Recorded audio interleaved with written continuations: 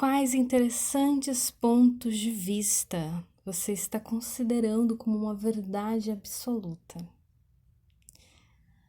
O que é verdade para você? Na mais alta perspectiva de Deus ou aquilo que você julga como certo? Eu acho interessantíssimo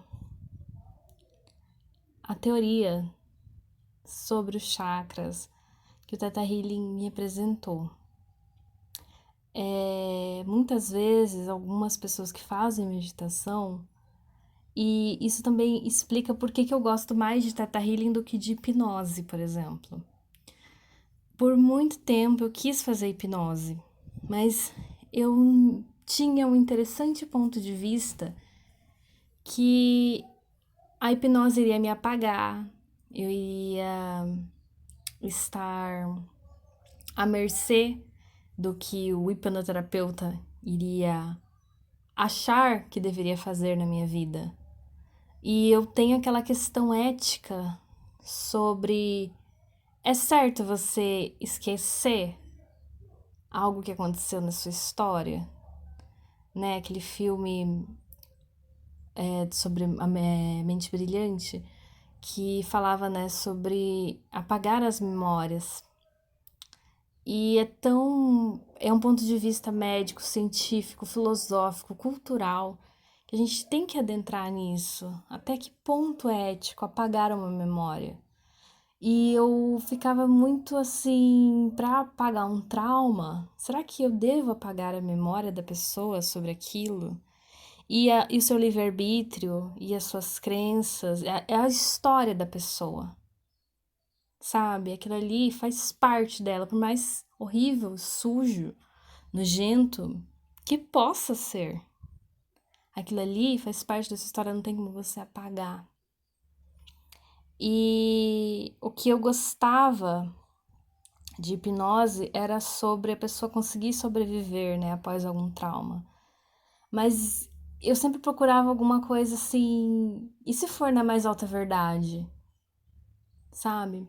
Porque, vamos supor, a pessoa tem um trauma sexual e ela passa a vida com aquele problema, aquela imagem sobre o abuso, o estupro, sobre algum trauma nesse nível, que é bastante pesado e muito comum.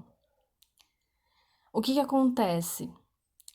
Ela procura, por exemplo, uma hipnose para apagar a memória dela ou para tentar substituir aquela situação. Aí o hipnoterapeuta faz todo o processo, todo o trabalho. Tem gente que apaga, tem gente que permanece consciente, tem gente que é mais receptiva à hipnose, tem gente que é menos receptiva à hipnose. Eu acho interessantíssimo, respeito todos. Só que na minha visão, no meu ponto de vista, no meu interessante ponto de vista, eu ficava, e se a pessoa começar a colocar, não, que a outra pessoa tem que fazer sexo, que ela tem que estar aberta, por exemplo, para isso, ou no caso, se a pessoa for ninfomaníaca, que ela não tem que fazer sexo, que ela tem que ficar nesse processo, sabe? E a gente começa a ver qual é a mais alta verdade. Aí a pessoa fica na verdade do hipnoterapeuta. E eu ficava assim, eu não queria esse processo. Eu queria uma coisa assim diferente. Porque, por exemplo, no Teta Healing a gente faz uma pessoa, por exemplo, ela quer uma cura da visão.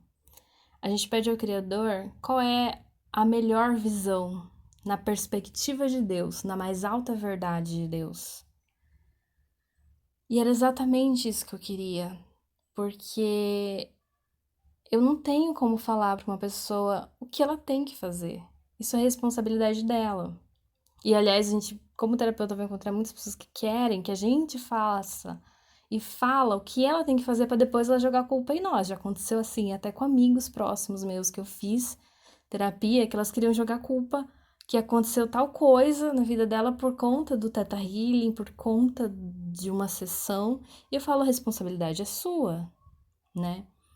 E exatamente era essa a perspectiva que eu queria ter, porque eu achava, no meu interessante ponto de vista, que quando uma hipnose acontece, é um interessante ponto de vista da pessoa que está praticando hipnose, né, do hipnoterapeuta. E eu não queria esse ponto de vista, eu queria a mais alta verdade. E eu acho que é por isso que eu escolhi fazer o Theta Healing, porque o Theta Healing é a mais alta verdade de Deus. Porque assim, eu tenho uma perspectiva, um ponto de vista sobre o que é ter uma melhor visão, por exemplo. A outra pessoa tem uma outra perspectiva de vida sobre o que é ter uma melhor visão. E tem 7 bilhões de perspectivas no mundo atual sobre o que é ter uma melhor visão. E são pontos, não são a verdade toda. E eu queria exatamente a verdade de Deus. O que é a melhor visão na perspectiva de Deus? Qual é o melhor tratamento na perspectiva de Deus para aquela pessoa, por exemplo, que sofreu um trauma sexual? Porque às vezes a pessoa que passou por isso, por algo traumatizante, aterrorizante como isso, é ela se fechar, ou ela se abrir, ou ela. Enfim, milhares de possibilidades. Isso é algo individual. Eu gosto da Tahila exatamente por conta disso, porque é respeito à individualidade da pessoa, sabe? Cada um tem um interessante ponto de vista. E eu vejo, e cada vez mais eu me encanto nessa técnica, porque o Criador é tão maravilhoso que eu acredito muito em Deus e eu vejo assim esse processo acontecendo nas pessoas, porque Deus respeita inclusive as crenças que aquela pessoa tem, respeita a história daquela pessoa, e eu acho maravilhoso isso, porque Deus não faz rápido ou devagar demais, ele faz um tempo certo, um tempo que aquela pessoa precisa. Existem muitas pessoas assim que poderiam ter sido curadas instantaneamente, rapidamente. O Criador fala: não, essa pessoa vai ficar com medo disso, ela vai ficar assustada, ela vai duvidar. Então, o Criador faz um processo, 1 ano, 2 anos, para ela atingir uma cura, por exemplo. Então, eu amo e admiro e acredito no tempo divino. Eu acho que tudo tem uma localização. O que eu sempre faço é plantar uma semente nas pessoas, para que talvez, né, se aquele terreno for fértil, ela germine. Mas que aquela semente vai estar ali, entende? E sempre falar que o interessante ponto de vista não é a verdade absoluta, não é toda a verdade. E a gente tem que olhar muito, com muito cuidado, porque as pessoas que têm esses interessantes pontos de vista como uma verdade absoluta, elas criam barreiras e elas não permitem que a gente penetre nelas, por exemplo. Eu faço meditação para descriar crenças. E isso é extremamente rápido e eu preciso confundir o cérebro. O cérebro, o que que ele faz? Ele arma todas as barreiras, né? Freud dizia, né, que a gente não pode esperar fazer uma meditação ou uma cura, uma sessão com uma pessoa sem esperar que um demônio saia, né? Porque vai sair umas coisas assim horríveis dependendo do que a pessoa estava guardando. E quando o cérebro se sente extremamente confuso, que ele não tem outra expectativa além de descriar aquela crença que estava ali, muitas vezes ele vai atacar o terapeuta ou ele vai se sentir atacado. Já aconteceu comigo de eu fazer um digging e me senti extremamente atacada. Eu falei: olha, não são vocês, mas assim, vocês estão entrando tão profundamente em crenças minhas que tá levantando todas as barreiras. E aí eu tive que falar: vamos parar, vamos quebrar. Por isso que a meditação é imediata. Eu encontro a crença, eu quebro aquela crença para que você não se sinta tão atacado.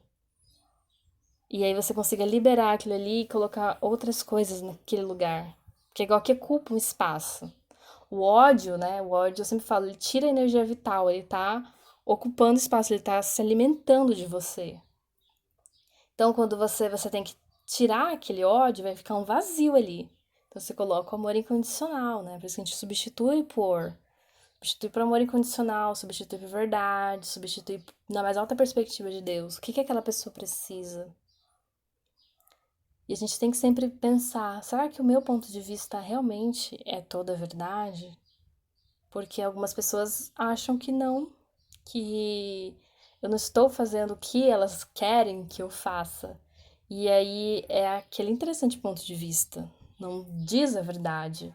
Não vai nunca me fazer mudar, porque o meu interessante ponto de vista é outro.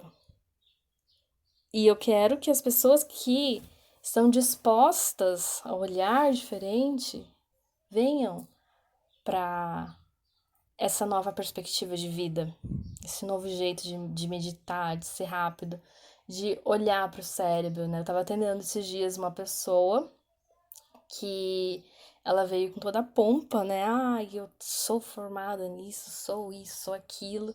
Aí eu fiz uma leitura por conta que ela estava falando sobre um problema genético que ela tinha.